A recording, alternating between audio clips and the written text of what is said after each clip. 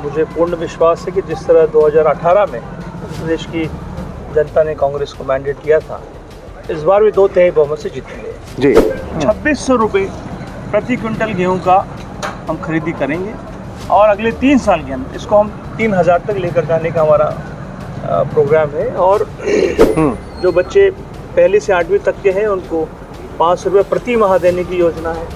8वीं से 10वीं तक को 1000 रुपये देना है प्रति माह और 11वीं 12वीं के बच्चों को 1500 रुपये देना है। तो ये एक बात बताइए, जिस तरीके से दिग्विजय सिंह कमलनाथ के बीच में वो बयानबाजी हुई कपड़े फाड़ने को लेकर, दुनिया भर की चीज़ें, बीजेपी अब बहुत आक्रामक है, जगह जगह तंज कर रही है कि दोनों तो अपने अपने पुत्रों को स्थापित करने की लड़ाई लड़ रहे हैं। और मुख्यमंत्री के लिए कोई इशू है नहीं। मुख्यमंत्री के रूप में कमलनाथ जी हरियाणा में भी थे, देश के चुनाव में भी वही मुख्यमंत्री के रूप में आएंगे। लाडली बहना योजना बड़ी कहते हैं कि ज़मीनी तौर पर बीजेपी की जो उम्मीद है लाडली बहना योजना के 3000 रुपये पे टिकी है। जी, कसरावद आपका ये पैतृक है सीट, एक बार फिर मैदान में आपके छोटे भाई है, यहाँ क्या साथी का आशीर्वाद दिया, मुझे पूर्ण विश्वास है कि इस बार भी आशीर्वाद हमें जरूर मिलेगा। नमस्कार, मैं हूँ भुवनेश सेंगर, जुड़ चुके हैं आप दी लपेटा के साथ। पूरे मध्य प्रदेश में विधानसभा चुनाव की सबसे बड़ी कवरेज करते हुए अब हम निमाड़ में हैं। निमाड़ में चर्चा की सीट है कसरावद। यहाँ यूँ तो सचिन यादव यहाँ से चुनाव मैदान में कांग्रेस की तरफ से, आत्माराम पटेल बीजेपी से हैं, लेकिन अरुण यादव का ये गृह क्षेत्र है, कांग्रेस के दिग्गज नेता, और आज हमारे साथ बातचीत करने के लिए मौजूद है। बहुत बहुत धन्यवाद अरुण भाई। क्या लग रहा है कांग्रेस का? बहुत अच्छी खबर है। और मध्य प्रदेश में क्योंकि आप खुद ही काफ़ी जगह जाकर आए हैं, मुझे पूर्ण विश्वास है कि जिस तरह 2018 में प्रदेश की जनता ने कांग्रेस को मैंडेट दिया था, इस बार भी 2/3 बहुमत से जीतेंगे जी। अभी वर्तमान में अगर हम बात करें तो पिछली बार तो आप बुधनी में थे, इसी चुनाव के दरमियान आपने कहा था मामा तो गए हो, उसके बाद सरकार भी चली गई, लेकिन उसके बाद का जो घटनाक्रम रहा, इस बार की अगर हम बात करें तो प्रदेश में कई जगह से गुटबाजी की जो खबरें हैं, बागी भी बहुत सारे, लगभग 35 बागी जो है वो चुनाव लड़ रहे हैं कांग्रेस के, इसे किस तौर पे देखते हैं? कितना बड़ा डेंट है पार्टी के लिए? देखिए, अब ऑब्वियस सी बात है, इतनी बड़ी पार्टी है भुवनेश भाई, और हर आदमी को चाहत होती है कि उसे मौका मिले चुनाव में जाने का। अल्टीमेटली टिकट तो एक ही को मिलता है, लेकिन हमने काफ़ी मेहनत करके कोऑर्डिनेशन बिठाने की कोशिश की हर जगह, और जो मैक्सिमम जगह अब सिंगल कैंडिडेट्स हमारे हैं, जो साथी नाराज़ हैं उनकी अभी भी कोशिश कर रहे हैं हम लोग कि वो हमारी बात माने और मुख्य धारा में वापस आए।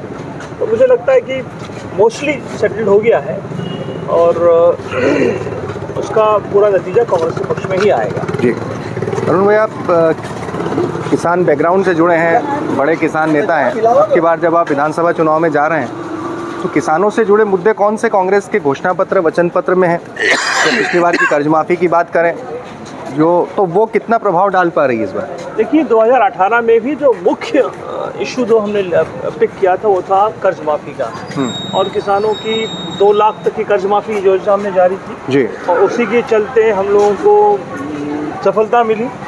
इस बार वो भी शुरू किया हमने, साथ में 1500 रुपये प्रति माह महिलाओं को सहायता राशि देने की बात हमने की है। बिजली बिल एक बड़ा मुद्दा हमेशा किसानों के लिए होता है। अब याद कीजिए 1993 में जब हमने सरकार बनाई थी, जब पिताजी मुख्यमंत्री बने थे जी, तब भी हमने ये इशू में पिक किया था, उससे 2/3 बहुमत सरकार मिली। तो किसानों के लिए बिजली, उनको MSP और कर्ज माफ़ी, ये तीनों इस बार कर्ज माफ़ी वैसा असर कर रही है जैसा पिछले चुनाव में किया था? एक्चुअली क्योंकि प्रोग्राम तो 5 साल का था, 1.5 साल में करीब 24 लाख किसानों का 12,000 करोड़ कर्ज माफ़ हो पाए। बहुत सारे लोग रह गए हैं, जो रह गए हैं उनको वापस से हमें उनको लेना है कर्ज माफ़ी में। तो ये मुद्दा तो ऑलरेडी ऑब्वियसली ऑन है ही, इसके साथ हमने ऐड ऑन कर दिया है MSP को। 2600 रुपये प्रति क्विंटल गेहूं का हम खरीदी करेंगे और अगले 3 साल के अंदर इसको हम 3000 तक लेकर जाने का हमारा प्रोग्राम है। और महिलाओं के लिए आपने देखा 1500 रुपये हमने किया। गैस सिलेंडर 500 रुपये में देने की हमने बात कही है। पेंशन 1200 हमने कहने की बात। और जो बच्चे पढ़ने लिखने वाले हैं उनके लिए एक बड़ी महत्वाकांक्षी योजना है हमारी ये। जो बच्चे पहली से 8वीं तक के हैं उनको 500 रुपये प्रति माह देने की योजना है। 8वीं से 10वीं तक को 1000 रुपये देना है प्रति माह, और 11वीं 12वीं के बच्चों को 1500 रुपये देना है। तो ये एक बहुत इम्पोर्टेंट स्कूल जाने वाले बच्चों के लिए योजना पहली बार मैं समझता हूँ मध्य प्रदेश में शुरू हुई। पहली बार कोई सरकार वैसे बच्चों के लिए भी योजना लेके आई है, वो जो वोट नहीं देते हैं उनके और लिए, उसके वरना हर योजना वोट देने वालों के लिए आती है। एग्जैक्टली।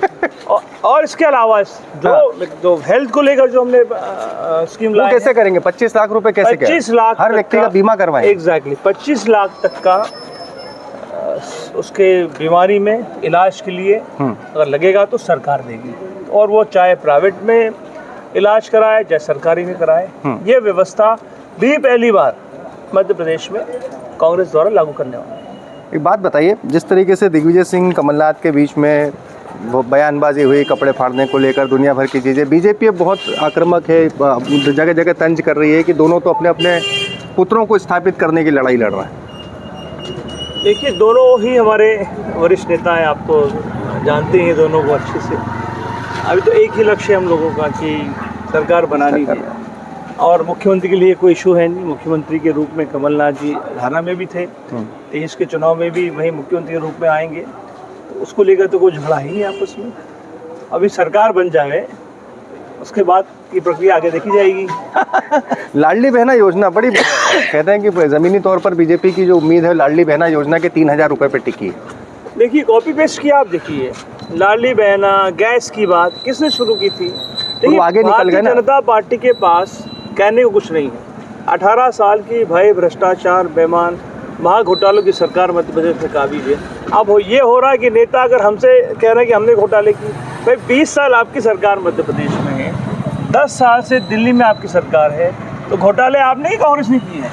ये तो ऐसा हो रहा है कि उल्टा चोर कोतवाल को डांट रहा है। घोटाले आपने किए, व्यापम आपने घोटाला किया। मध्य प्रदेश आज सुरक्षा के जमीनी लड़ाई जैसी लड़ना चाहिए थी इन सब चीज़ों को लेकर, इसका कहाँ हाल फिलहाल में कहाँ लड़ पाई कांग्रेस? देखिए, 18 में भी इनने बहुत कोशिश की थी, लेकिन जीते हम लोग। एक बदलाव है पूरे प्रदेश में, सरकार से लोग रुष्ट है भी, और उसका फायदा निश्चित तौर पर कांग्रेस को ही मिलने वाला है। जी, कसरावद आपका ये पैतृक है सीट, एक बार फिर मैदान में आपके छोटे भाई है, यहाँ क्या है? ठीक ही है, जनता तो हमें पिछले 30 साल से आशीर्वाद देती आई है। पिताजी के ज़माने से परिवार है हमारा, हम यहाँ राजनीति नहीं करते हैं, और जिस तरह से 18 में 13 में उसके पूर्व पिताजी को कई वर्षों तक कसरावद के हमारे लोगों ने साथी आशीर्वाद दिया, मुझे पूर्ण विश्वास है कि इस बार भी आशीर्वाद हमें जरूर मिलेगा। पूरे प्रदेश में आप कहाँ किस तरह से इन चुनाव में एक्टिव हैं? कई जगह जाने का मौका मिला है गणेश भाई। बुंदेलखंड मुझे विशेष तौर पर पार्टी ने आपको दिया था। जी, बुंदेलखंड हो चाहे निमाड़ में तो ही महाकौशल हो, चाहे बेंट हमारा ग्वालियर चंबल संभाग हो, हमारा बघेलखंड हो, सभी मालवांचल आप खुद ही घूम के आए होंगे जी।